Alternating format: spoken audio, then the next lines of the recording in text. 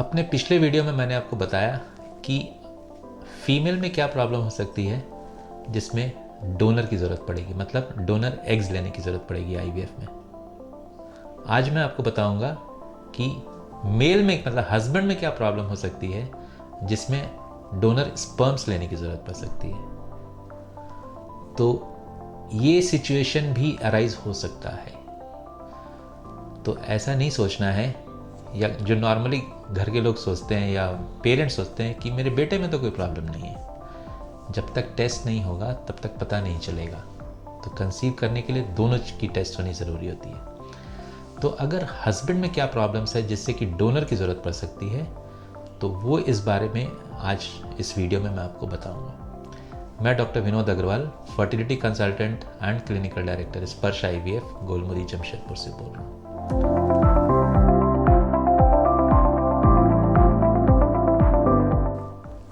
Husband का as अगर बहुत ज़्यादा है, हर चीज़ की एजिंग होती है, राइट?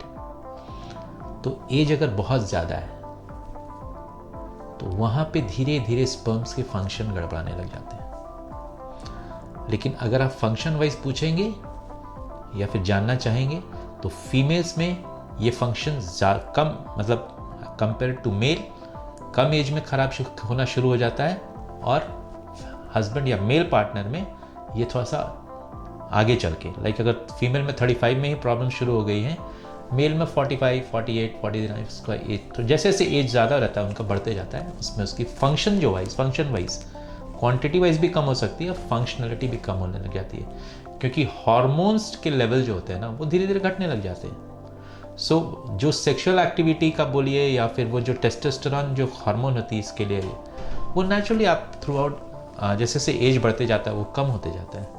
तो उस सिचुएशन में क्वालिटी ऑफ स्पर्म्स भी खराब होने लगे। तो एज पहला चीज़।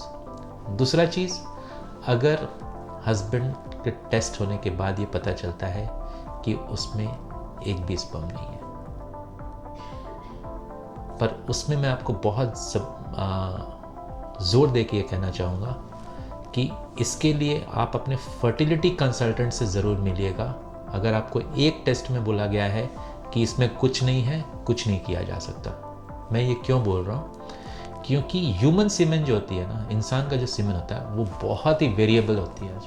आज एकदम कम, आज आया ही नहीं, परसों एकदम 4 दिन बाद एकदम बढ़िया, बीच में फिर ख़राब। सो अगर हम थ्रू आउट द मंथ अगर हम देखेंगे उसको, हर 2 दिन 4 दिन पे स्टडी किया गया है, तो देखा गया है स्पर्म काउंट हमेशा वेरिएबल रहती है। तो बहुत से कपल्स का ये क्वेश्चंस रहता है जब हम रिपोर्ट्स देखते हैं। इसमें देखिए ना, इसमें तो दिखा रहा था कि 5 मिलियन है, फिर हम 5 दिन बाद कराएं तो इसमें दिखा रहा है 25 मिलियन है या 50 मिलियन है।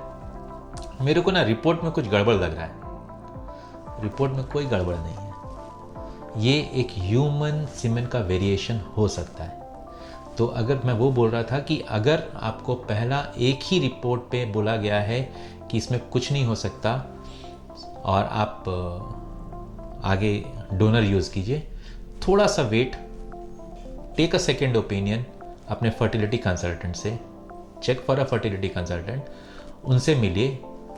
वहाँ पे आपको वो आदमी ज़रूर 2 से 3 बार टेस्ट कराएगा, टोटल 3 सैंपल्स। अगर तीनों सैंपल में दिखा रहा है कि नहीं, नील, वहाँ पे भी हम लोग रुकते हैं। वहाँ पे फिर हम, क्योंकि स्पर्म्स अगर नहीं आ रहे हैं सीमेन में, कारण तो ही हो सकता है, राइट? एक सिंपल सा एग्जांपल देता हूं। आपके नल में अगर पानी नहीं आ रहा, घर के नल में, क्या कारण होगा? आप सोचिए। 2 ही कारण होंगे, या तो टंकी में पानी नहीं है या फिर पाइप कहीं बीच में ब्लॉक हो गई है, राइट? वही कारण यहाँ पे भी हम अप्लाई करते हैं कि जो संक्राणु कोश होती है ना, जिसको हम लोग टेस्टिस बोलते हैं, वहां बनती है संक्राणु, तो वहां बन रहा है, लेकिन बीच में जो एक लंबी नली होती है जिससे ट्रैवल करते हुए वो सीमेन स्पर्म्स आती है, वहां कहीं ब्लॉक हो गया है। तो अगर वो ब्लॉक है और अंदर बन रहा है तो हस्बैंड का सीमेन यूज हो सकता है। किस तरीके से यूज होगा वो हम बाद में डिस्कस करेंगे। तो वो एक सिचुएशन को टेस्ट करना पड़ेगा कि बन रहा है कि नहीं, और दूसरा चीज है कि बन ही नहीं रहा। जब बन ही नहीं रहा तो वो आएगा ही नहीं। तो नहीं आने के दो ही कारण हुए, या तो बन रहा है बीच में ब्लॉक है, या बन ही नहीं रहा। ठीक है, तो अगर बन नहीं रहा तो उसके लिए उसमें हम लोग डायग्नोसिस करते हैं कुछ ब्लड टेस्ट से, जो हमको ये बता देंगी कि there are very high possibility जो स्पर्म्स है वो बन ही नहीं रहा। ठीक है, तो मतलब टेस्टिस फेल हो गई है। तो ये बहुत सारे कारण हो सकते हैं इसके। दूसरा है कि बन रहा है, जो रिपोर्ट में अगर हमको लगता है कि नहीं ये दिस इज़ नॉर्मल, अगर ये रिपोर्ट नॉर्मल ब्लड रिपोर्ट का, तो इसका मतलब हुआ कि शायद अंदर बन रहा हो पर ये बीच में कहीं ब्लॉक है। तो उसको कंफर्म कैसे करते हैं कि हम टेस्टिस से ना एक फाइन नीडल से, बहुत बड़ा कट वट कुछ नहीं होता, वो जो टेस्टिस होती है उससे हम एक छोटा सा नीडल से उससे एस्पिरेट करते हैं, मतलब खींचते हैं अंदर से नीडल डाल के। तो उस चीज़ को तुरंत चेक कराते हैं अपने एम्ब्रियोलॉजिस्ट से। तो उस चीज़ को अगर चेक करके एम्ब्रियोलॉजिस्ट ने बोला कि हाँ अंदर स्पर्म्स है, तो it's a very good and happy news कि उसमें स्पर्म्स है। पर हाँ वैसे सिचुएशन में IVF की ज़रूरत पड़ती है। वो नॉर्मली उससे नहीं कंसीव किया जा सकता, या फिर IUI करके भी नहीं कंसीव किया जा सकता। बट हाँ द बेस्ट पार्ट इज़ वहाँ पे अगर आपको पहले के रिपोर्ट्स में पता चला था कि एकदम है ही नहीं, कुछ नहीं हो सकता, तो वहाँ पे ये सिचुएशन हम आगे टेस्ट करके बताते हैं कि नहीं स्पर्म्स है लेकिन बीच में कहीं ब्लॉक है, तो उस चीज़ के लिए IVF की ज़रूरत पड़ सकती है। या फिर कुछ जगह पे ये भी किया जाता है कि नहीं उस नली का ब्लॉक हम लोग चेक करते हैं कहाँ पे है, उस ब्लॉक को भी खोलने की कोशिश की जा सकती है, जो कि हमारा नहीं काम होता, इट्स अ टीम वर्क।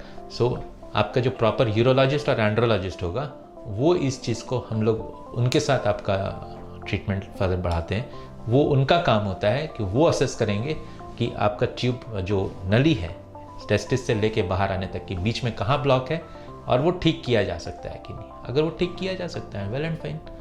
जैसे नसबंदी होती है, तो नसबंदी का तो रिवर्सल होता ही है, क्योंकि नसबंदी हो गया तो उसमें भी कीटाणु नहीं आएंगे, लेकिन उसके बाद भी बच्चे की ज़रूरत किसी किसी को लगती है। कुछ कारण हो जाते हैं, बच्चे थे किसी हादसे में कुछ एक्सपायर कर गए या कोई बीमारी हो गया था, तो वैसे सिचुएशन में पेरेंट्स कपल को लगता है हम फिर से ट्राई करते हैं। तो वैसा तो अगर नसबंदी कराया हुआ है तो वो रिवर्सल होती है, ठीक है, तो दैट कैन टेक केयर।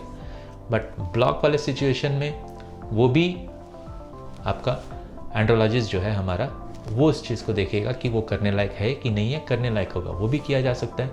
और शायद अगर फीमेल फैक्टर में सब कुछ ठीक है, यंग एज है, ट्यूब्स ठीक है, ओवरीज ठीक है, सब कुछ ठीक है, मेल फैक्टर प्ले कर रहा है, तो वो शायद आपका अगर रिवर्सल से ठीक हो जाता है तो आप नॉर्मली भी कंसीव कर सकती हैं रिवर्सल के साथ। वो जो मैं बोला कि टेस्टिस से निकाल के देखेंगे वो जो स्पर्म्स दिखेगा उससे नहीं, अगर रिवर्सल हो गया मतलब नली खुल गया तो अपने स्पर्म्स आना शुरू हो गए, स्पर्म्स आना शुरू हो गया तो आप नॉर्मली कंसीव कर सकती हैं। तो ये तीसरा चीज़। चौथा चीज़ होता है अगर स्पर्म्स का क्वालिटी अच्छा नहीं है, क्वालिटी और क्वांटिटी दोनों यूजुअली हैंड इन हैंड जाते हैं। अगर क्वांटिटी बहुत कम है स्पर्म्स का तो क्वालिटी खराब होने की चांसेस बहुत ज़्यादा होती है। तो ये जो चीज़ है ना, ये आपको समझना होगा कि क्वांटिटी कम है, तब आपने तुरंत यूट्यूब ये देखा या गूगल किया, राइट।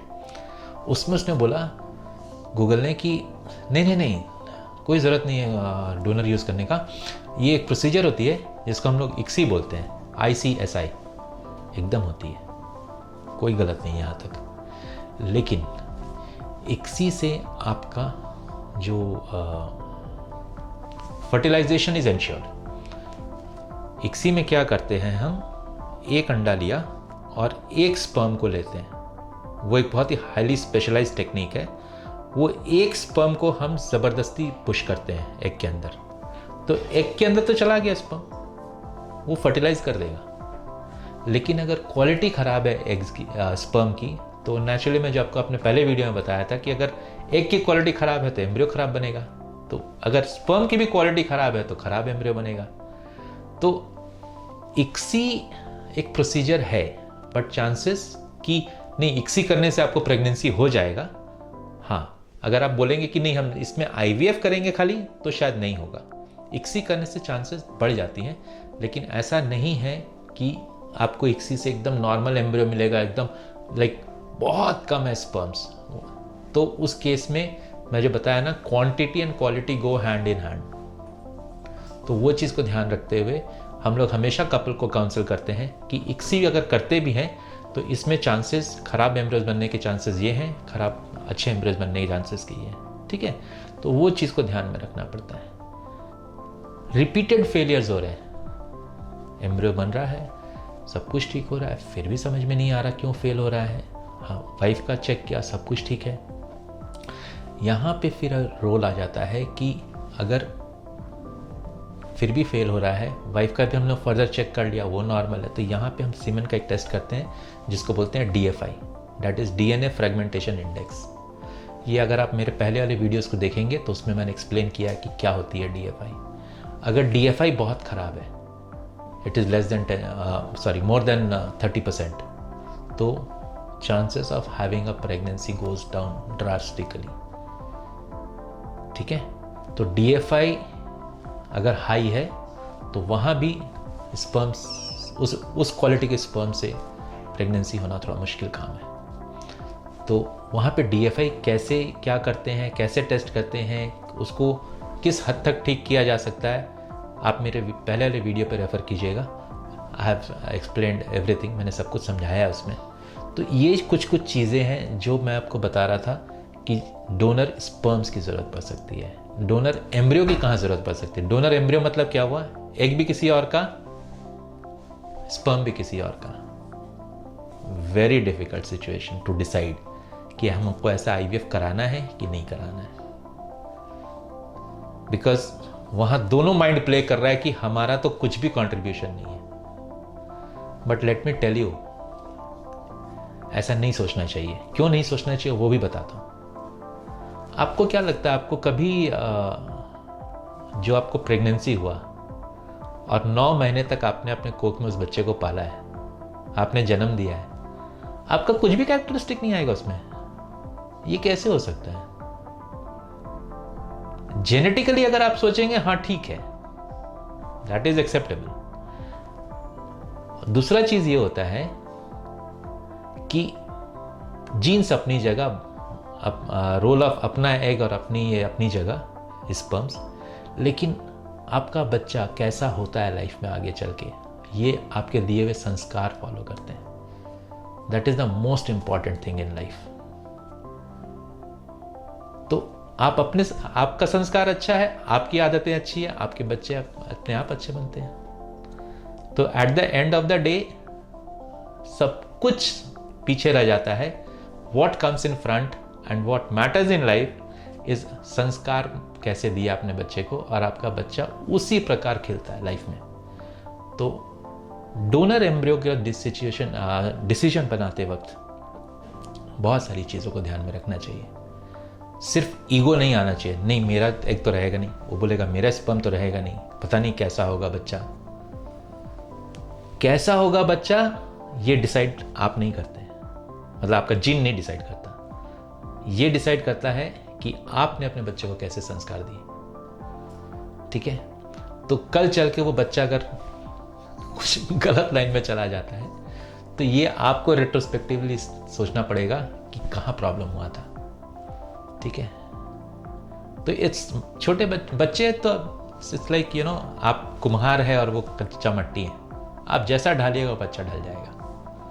तो ये एक फैक्टर बहुत इंपॉर्टेंट होता है डिसीजन बनाने के लिए कि डोनर एम्ब्रियो कहाँ पे यूज़ करना है, हम करें कि नहीं करें।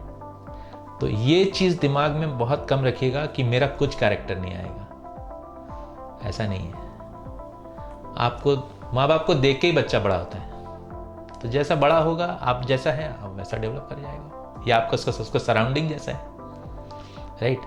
तो वो रहेगा जहाँ तक उसके लिए है। फीमेल तो मैंने बताया आपको, मतलब मेरे तो गले नहीं उतरती, और हमने देखा है बहुत बार देखा है कि 9 महीने तक बच्चा आपके कोख में रहा, आपने खून से सींचा उस बच्चे को, आप बोलते हैं उसका आपका कोई कैरेक्टर नहीं आएगा। ऐसा नहीं होता, आएगा ही आएगा। ठीक है, so be very open minded. Ego नहीं लाना है बीच में कि अब तो स्पर्म भी खराब है, एग भी खराब है, अब हमको बच्चा नहीं हो सकता। डॉक्टर ने आपको ऑप्शन दिया था कि एम्ब्रियो यूज़ कर सकते हैं, तो टाइम रहते हुए, मेरा कहने का मतलब टाइम रहते हुए, मतलब कहने का मतलब हुआ कि यंग एज में भी अगर उसकी ज़रूरत पड़ रही है, डू इट। क्योंकि ओल्ड एज में जाते जाते खाली एम्ब्रियो क्वालिटी अच्छा होने से तो होगा नहीं, डोनर भी लिया तो, क्योंकि यूट्रस की भी एजिंग होती है। यूट्रस का जब एजिंग होता है ना तो प्रेगनेंसी होने के चांसेस कम हो जाते हैं। तो you have to be very careful while making a decision कि हम टाइम पास नहीं कर रहे हैं, ठीक है। तो डोनर एम्ब्रियो, डोनर एग्स और डोनर स्पर्म्स किन किन सिचुएशन में यूज़ हो सकती है या यूज़ करने की नौबत आती है, ये मैंने आज आपको बताया। इसके बाद वाले वीडियो में मैं आपको बताऊंगा कि प्रोसेस क्या है, IVF कैसे करते हैं। तो वो keep watching my video, I will get in touch with your next video.